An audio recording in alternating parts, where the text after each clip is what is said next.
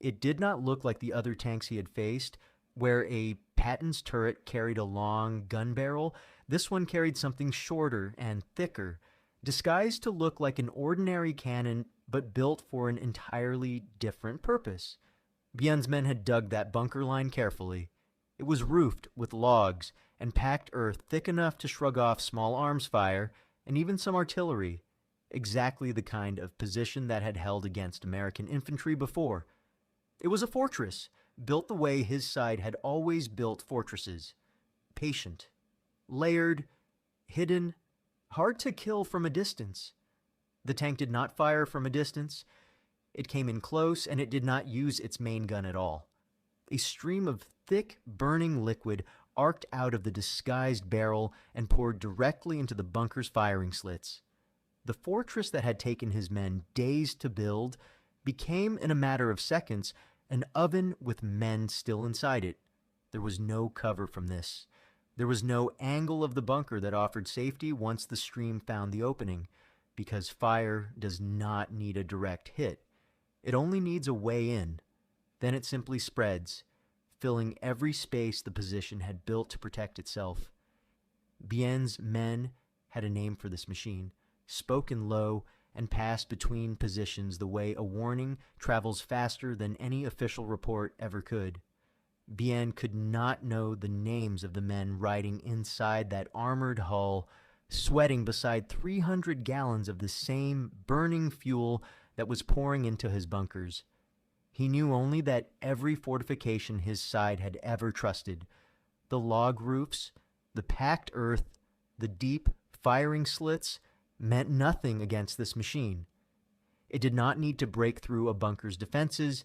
It simply filled them with fire and let the fire do the rest. That is the story of the tank that turned the guerrilla's oldest advantage, the fortified position, into a trap of his own making.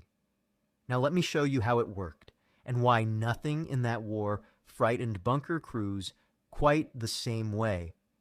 If a story like this matters to you, if the men who lived it on both sides deserve to be remembered, a like and a subscribe help it reach the people who care. It takes 1 second. These are the stories the history books leave out. Now, to understand why this machine broke something no rifle or artillery shell had fully broken before, you first have to understand the bunker itself and the strange, terrible physics of what a flame weapon does that no other weapon does. To understand why this tank was so devastating, you first have to understand what it was up against. The Viet Cong bunker was not a crude hole in the ground. It was one of the most refined defensive structures of the entire war, built from hard experience and refined over years of trial against exactly the weapons the Americans usually brought to bear. A well-built bunker started below ground level, dug deep enough that a man standing inside it was largely protected from the blast and fragments of anything but a direct hit.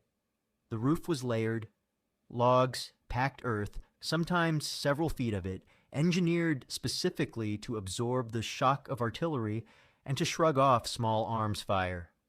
Firing slits were narrow and angled, giving the defenders inside the clear field of fire while presenting the smallest possible target to anyone shooting back. Bunkers were rarely built alone. They were woven into complexes, connected by tunnels, mutually supporting, so that an attack on one position could be answered by fire from another the attacker had not yet located. That connectivity was the real genius of the design, and it deserves a moment of its own. A single bunker, however well built, could eventually be isolated and reduced. A network of them, linked below ground, meant that killing the men in one position did not silence the position next to it, and might not even reveal where that next position was. Defenders could shift along the tunnels, reinforcing a threatened point or abandoning one that had become untenable, all without ever exposing themselves to the ground above. An attacking force often believed it had cleared a position, only to take fire minutes later from a spot it had already passed, because the men firing at it now had simply moved through the earth to a different mouth of the same warren. This was defense in depth, built without concrete or steel, using nothing but dirt, timber, and an intimate understanding of the ground. This design had proven itself against the tools American infantry usually carried into a fight. Rifle and machine gun fire simply could not penetrate a well-built roof. Grenades thrown at a bunker mouth often did not reach far enough inside to do real damage, deflected or absorbed by the angle of the entrance.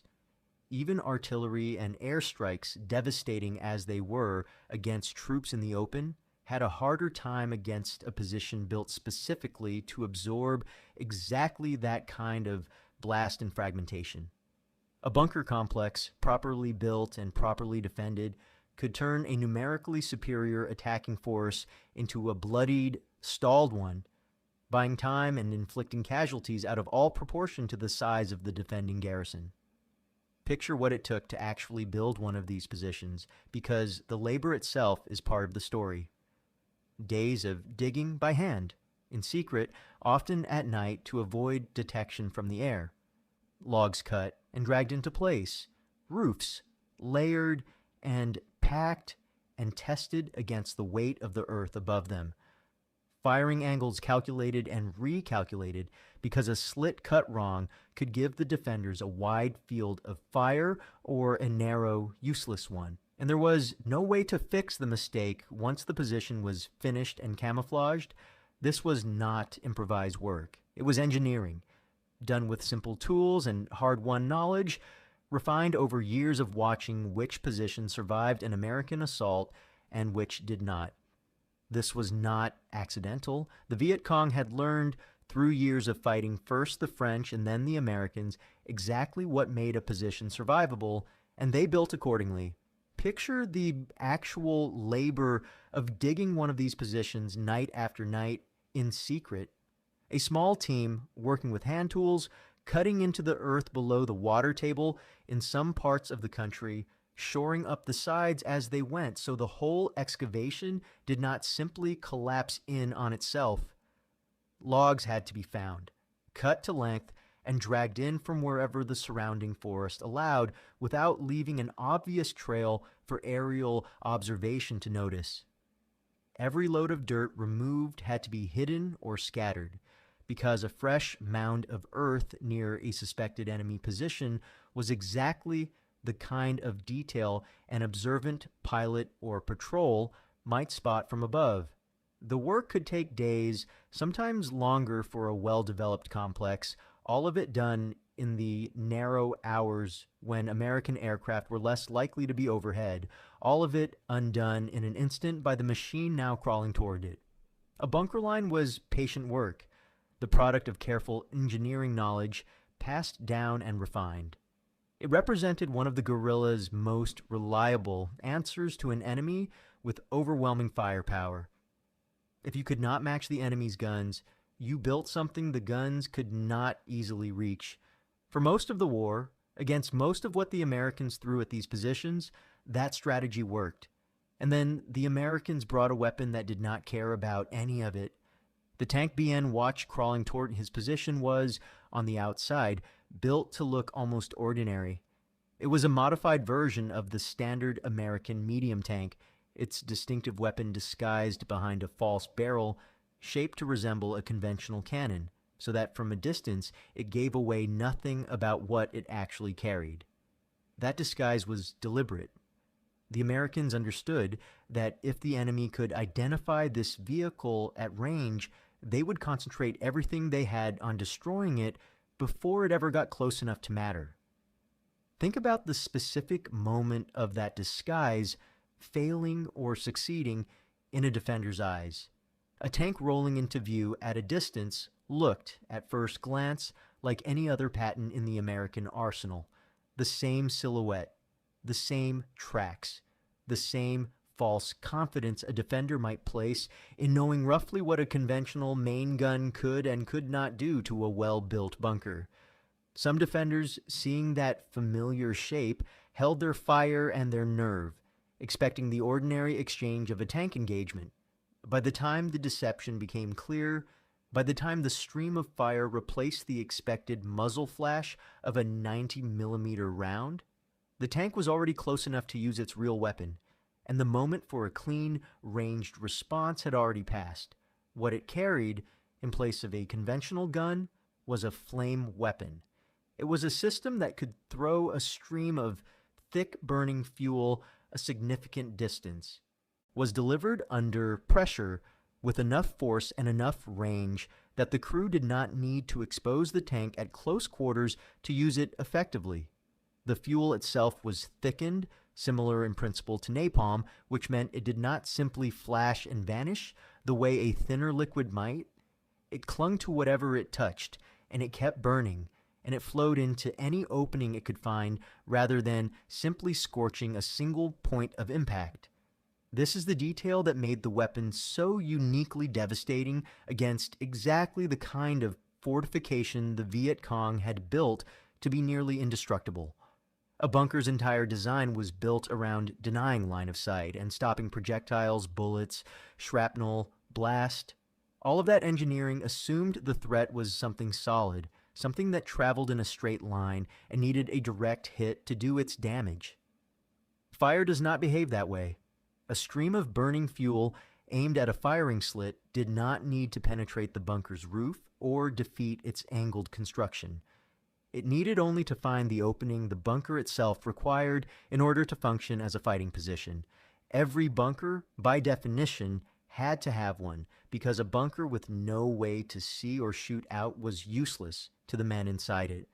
Once the fire found that opening, the bunker's own design worked against its occupants. The enclosed space that had protected them from blast and fragmentation now trapped the fire. It trapped the smoke, and it trapped the heat. With nowhere for any of it to vent, except through the same narrow openings the fire had entered by. The very qualities that made a bunker survivable against conventional weapons, its depth, its enclosure, its solid construction, made it a closed chamber once fire got inside. A closed chamber filling with fire and smoke offers its occupants very few good options. This was not a weapon that had to overpower the bunker's defenses. It exploited the fact that a fighting position, to be a fighting position at all, could never be fully sealed. Sit with that irony for a moment, because it is the whole mechanism of the weapon compressed into a single sentence. The safest bunker, in the ordinary sense, was the one with the smallest, most carefully angled opening, because a small opening was the hardest target for enemy fire to find. Against the flame tank, that same careful, minimal opening was the only thing the weapon needed. It did not matter how narrow the slit was, or how cleverly it was angled to defeat direct fire. A narrow, well-angled opening was still an opening, and fire, unlike a bullet, does not need to travel in a straight line to find its way through one. The very refinement that had made these bunkers so effective against every other threat became, against this one threat, entirely irrelevant. Think about what that meant for a defender's most basic instincts. Every fear a soldier learns to manage in that kind of position assumes he can predict roughly what will hurt him and how. A shell coming in tells you, by its sound, roughly how long you have before it lands. A grenade thrown through the entrance gives you a fraction of a second to react. Fire, once it enters through the slit you need to fight from, offers no such window and no such geometry to hide behind. There is no crouching below its arc, no waiting out its blast. It simply arrives and spreads and consumes the air a man needs to breathe along with everything else it touches. To understand the full weight of this weapon, you have to see the engagement from both directions, because the tank crew's experience of using it was almost as demanding as the terror it inflicted on the men facing it. From inside the tank, the job was not simple or safe. The crew had to bring the vehicle in relatively close to be effective, well within range of the rocket-propelled grenades and small arms fire that a determined bunker complex could throw back at them. They were, quite literally, sitting on top of a large quantity of the same thickened fuel that made their weapons so devastating. A well-placed hit on the tank itself carried a particular horror that every crew member understood and tried not to think about too directly. The flame system was also notoriously loud in operation, adding to the psychological weight of every engagement, announcing exactly what was happening to anyone within earshot on either side. And the tank could not operate entirely independently. It needed support vehicles nearby carrying additional fuel, and the compressed air required to keep the system pressurized and functional, which meant protecting those support vehicles became part of the tactical problem every time the flame tank went into action. Picture the crew's own private arithmetic in the minutes before an engagement, because it was its own kind of courage, separate from the horror they were about to inflict.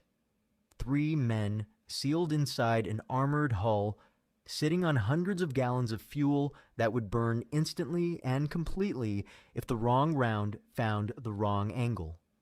They had to close the distance anyway because the weapon did not work from far away. Every yard closer was a yard deeper into the range of the very weapons that could turn their own tank into the same inferno waiting inside the bunkers ahead of them. That was the deal every flame tank crewman made. Every single time, the vehicle rolled forward. Bring the fire close enough to use and accept that closeness cut both ways. From inside the bunker, the experience was something closer to a nightmare unfolding in real time. The men defending a position like Bayen's had trained and prepared for artillery, for airstrikes, for infantry assaults, threats they understood that followed patterns they had learned to survive. Fire followed no such pattern. It did not announce itself with the whistle of an incoming shell or the drone of an approaching aircraft. It arrived as a stream, aimed with precision, and once it found its way into the position, there was no counter move available that the defenders' training had prepared them for. You could return fire against infantry. You could take cover from artillery. There was no comparable defense against a substance that was already inside the space you occupied, clinging to the walls and consuming the air itself. Try to picture the actual seconds of it, because it is worth understanding exactly what made this different from every other danger these men had trained to survive. The stream arrives at the firing slit, and it does not simply flash and disappear the way a man might imagine fire behaving in an instant. It clings. It runs down the walls and pulls on whatever surface it touches, continuing to burn as it spreads, filling the enclosed space with heat and smoke far beyond what the position's ventilation, such as it was, could ever clear. A man inside that space has, in the space of a few seconds, gone from a defended position with a plan and a purpose to a sealed chamber filling with exactly the two things a human body cannot survive without: air free of heat and smoke thick enough to blind and choke. There is no order to give in that moment that changes the outcome. There is only the desperate animal calculation of whether the exit is still reachable at all, and it changed the calculation for every bunker in a complex, not merely the one under direct attack. Word of what this machine could do traveled through a bunker network the way any critical piece of survival information traveled. Fast and taken seriously by everyone who heard it. A garrison that might have held its ground against tanks armed conventionally, trusting in the strength of its construction, understood something different once this particular tank appeared on a battlefield. The rules that had governed which positions could be defended and which could not shifted the moment this machine entered the equation. Viet Cong commanders had to factor that shift into every decision about where and how hard to make a stand. Every weapon feared enough on either side of that war eventually earned a name from the men who faced it, and this one was no exception. The Americans who crewed it and the infantry and Marines who fought alongside it called it Zippo. The name was borrowed from the cigarette lighter spoken with the particular dark humor that runs through so many of the nicknames in this series. It was not a name meant to glorify the weapon. It was a name that described, plainly and almost comically, exactly what the machine did. It lit things on fire reliably wherever it was pointed, the same way a man might flick open a lighter without a second thought. The bluntness of the comparison was itself a kind of dark commentary, borrowing from something as ordinary as a cigarette lighter to describe a weapon capable of turning a fortified bunker into an inferno. Said something about how routine and mechanical this particular horror had become to the men who wielded it. On the other side of that engagement, the men who faced this tank and lived to describe it also had their own name for it, spoken among themselves and passed between positions as word of the weapon's capability spread. Accounts of the war described Vietnamese fighters referring to it in terms that evoked fire and dragons. These were images drawn from a culture with its own long tradition of dragon mythology, applied here to a machine that, from a defender's point of view, genuinely did breathe fire the way the old stories described. Whatever the precise words used in any particular unit or region, this pattern is consistent across the accounts. The enemy did not think of this as simply another armored vehicle. They thought of it as something closer to a monster, mechanical and relentless, that turned their strongest defenses into traps. Think about what it means that both sides independently reach past ordinary military vocabulary to describe this weapon. Soldiers do not usually mythologize equipment. A rifle is a rifle.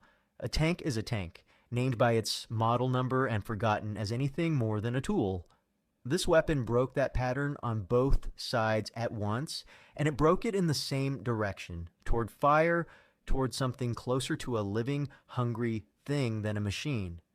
That convergence arrived at, independently by men who spoke different languages and fought for different causes, tells you something true about what the weapon actually felt like to be near, on either end of it. Consider how differently these two acts of naming actually happened, though they landed on the same underlying truth. On the American side, the name likely started as a joke tossed off by a crewman or an infantryman standing nearby, the kind of gallows humor that spreads through a unit within days because it fits so well that nobody bothers inventing anything better. It would have been said with a laugh at first, before the laughter wore thin.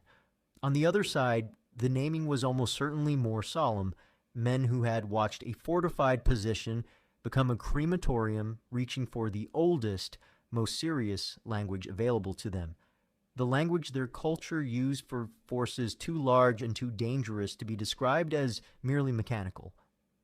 One name was born in a joke, the other was born in grief.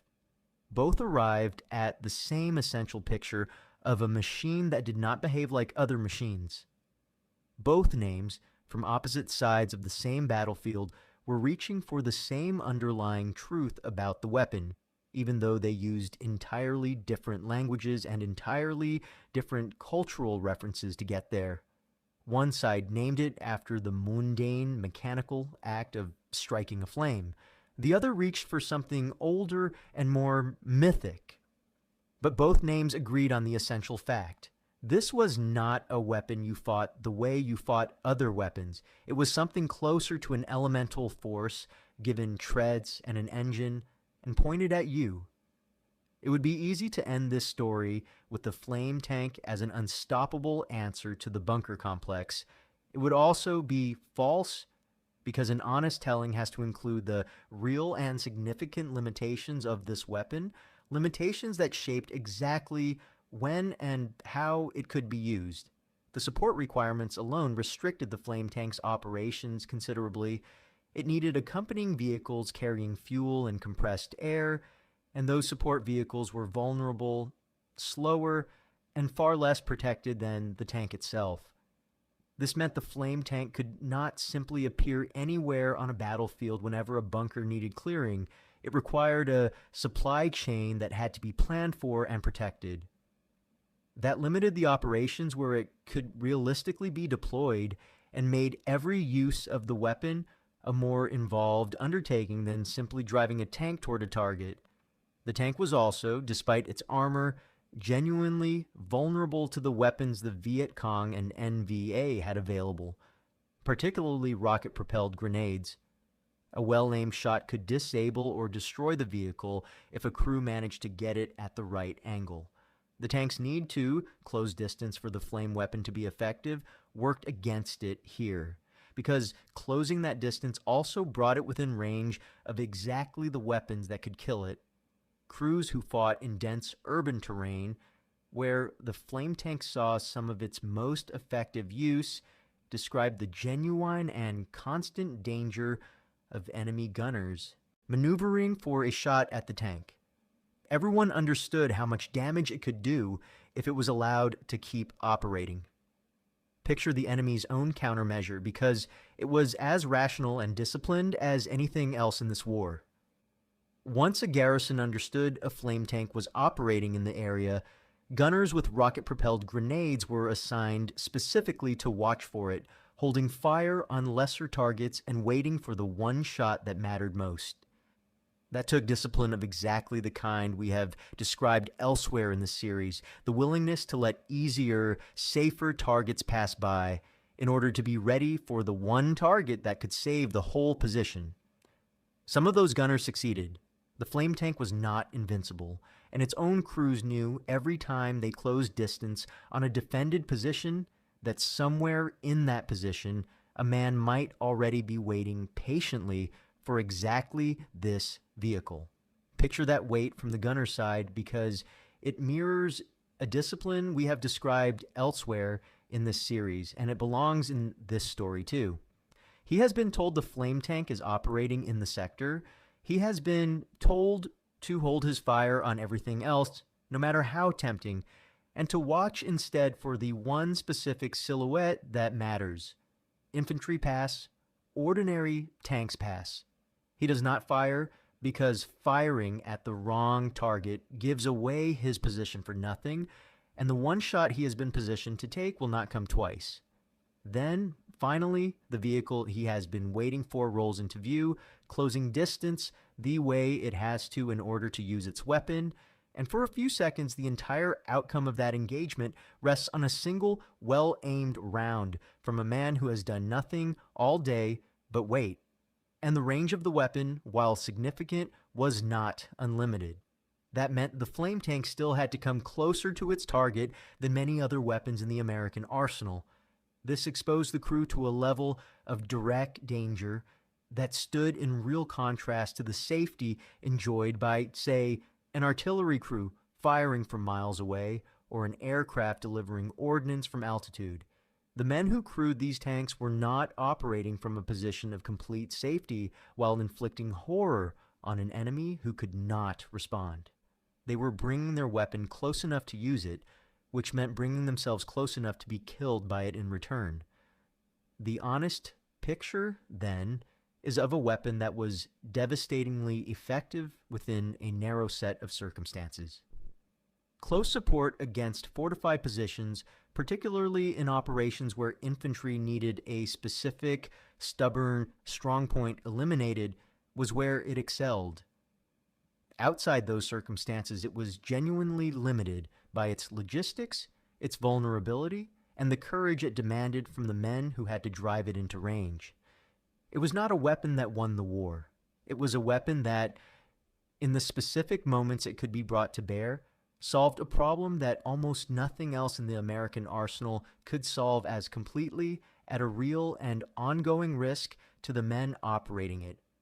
Bien survived that engagement, though many of the men in his bunker line did not. In the years that followed, he thought often about what that day had taught him about the limits of everything he had believed about defensive warfare. He had built his understanding of the war on a simple and, until that day, reliable principle. A well-constructed position, patient work, layered defense could absorb almost anything the Americans brought against it, given enough skill and enough time to prepare. He had seen that principle hold against infantry, against artillery, against airstrikes that shook the ground but left the bunker's occupants alive beneath the rubble. The flame tank taught him something he had not fully understood before. A defense built to stop projectiles was not automatically a defense against everything.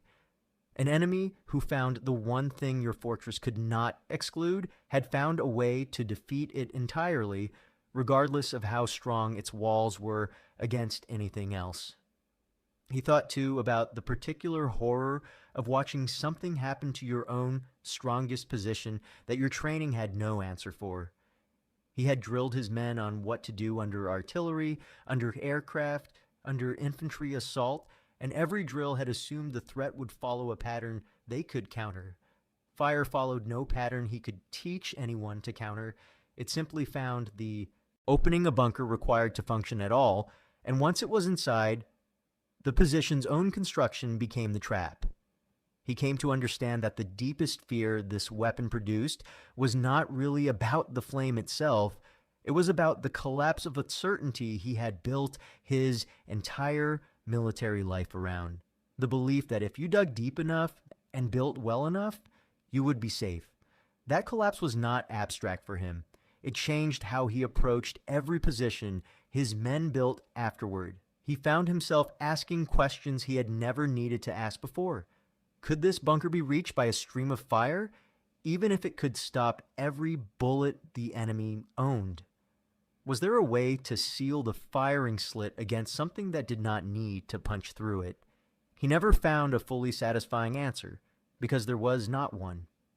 The best his side could do was avoid the ground where flame tanks could operate and stay mobile enough that no single position ever had to be held long enough to become worth that kind of attack. It was not a solution.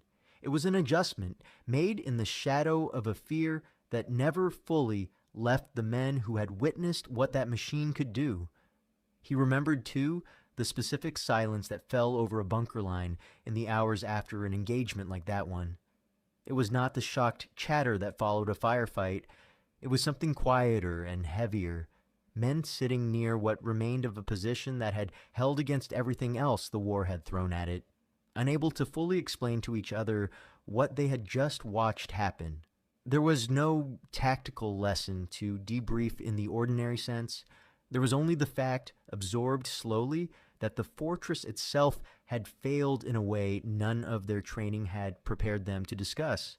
And he came in time to a complicated respect for the men who had crewed that machine, even though he never met any of them and never learned their names. He understood, eventually, what it must have taken to drive a vehicle carrying that much burning fuel into range of positions specifically built and manned to kill anything that came close.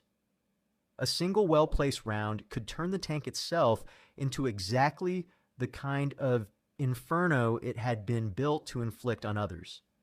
He did not forgive what the weapon had done to his men, but he recognized, as a fellow soldier who understood exactly what courage under those specific conditions required, that the crews riding inside that machine had paid their own price for what it could do every single time they brought it into range.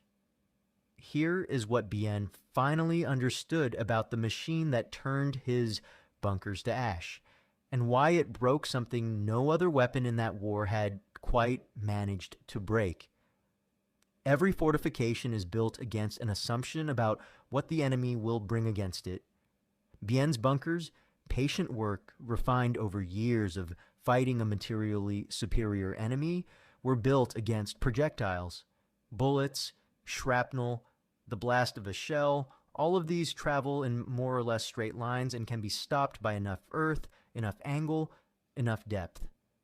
That assumption had held for years against nearly everything the Americans threw at these positions. It had given an outgunned army a real and reliable way to fight a much stronger one. The flame tank did not defeat that assumption by being stronger. It defeated it by being a different kind of thing entirely. Fire does not travel in a straight line that a wall can simply block. It finds openings and flows and fills whatever space it is given. Every bunker, by the basic requirement of being a fighting position at all, had to have an opening for its occupants to see and shoot through. The fortress that could stop a bullet had no answer for a substance that did not need to punch through anything. It only needed to be let in through the same slit the defenders needed to survive and fight. Once it was in, the bunker's own strength, its depth, its enclosure, became the mechanism of its occupants' destruction rather than their protection. That is the deepest lesson in this whole strange story, and it reaches well beyond one tank in one war. Every defense is built against a particular kind of attack. The most dangerous enemy is very often not the one with more force, but the one who finds the different kind of force your defenses were never built to exclude in the first place. Viet's bunkers could stop bullets. They could absorb shrapnel.